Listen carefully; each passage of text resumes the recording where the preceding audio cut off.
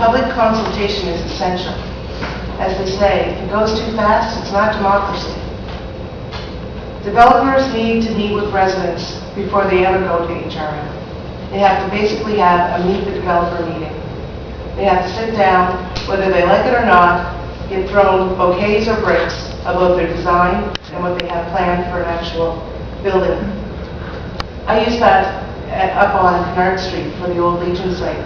They met 13 times with that gentleman before they actually took it to HRM, but they came up with what they wanted for the community, and that was something they could live with for 50 years. Fear of the unknown is what causes opposition for most things. If you don't know what's going inside you, of course you're going to not like it. If you don't know what kind of windows it's going to have, of course you might not like it. So that's the biggest thing we have to look at there. Quality design. That's the other thing. Our downtown deserves to have the best buildings possible. Here we have an architectural university. We have an architectural school here in our city. Yet we keep getting people from Toronto to design buildings. What's up with that? We need to start fostering those individuals and get them to stay here. Density without compromising the integrity of our established neighborhoods is also very important.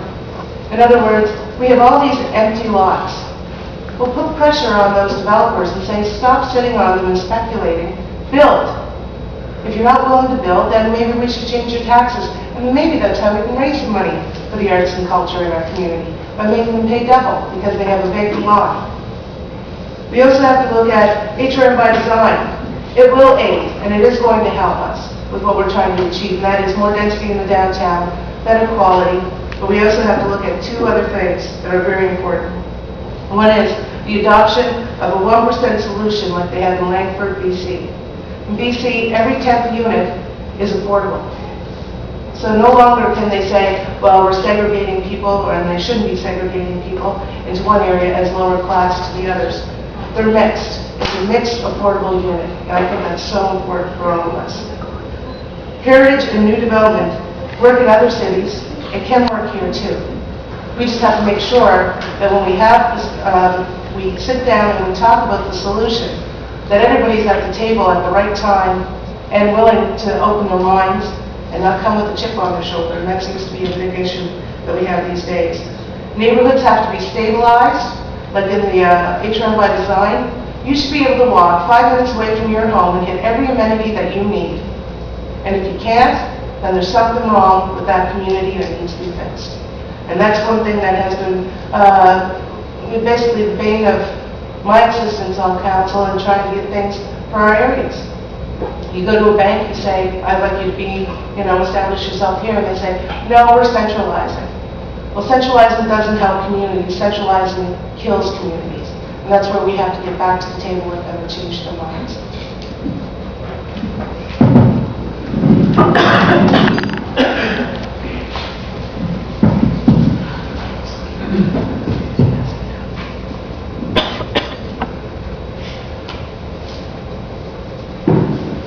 Why do you want development?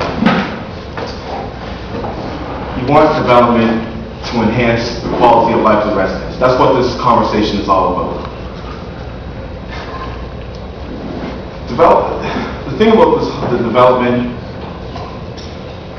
is that, how do you say it? It's garnered so much of our time. We've divulged almost all our resources into a debate of whether to preserve history or to develop. I want to use an example. As artists, you put passion into what you do. You are expert per se. You create what to you is a vision of, it makes you feel good. It's your vision, it's on canvas. That's just a metaphor. And then you go to present it. Look at what I made. Isn't this beautiful? Isn't this nice? And then people come up and rip it apart.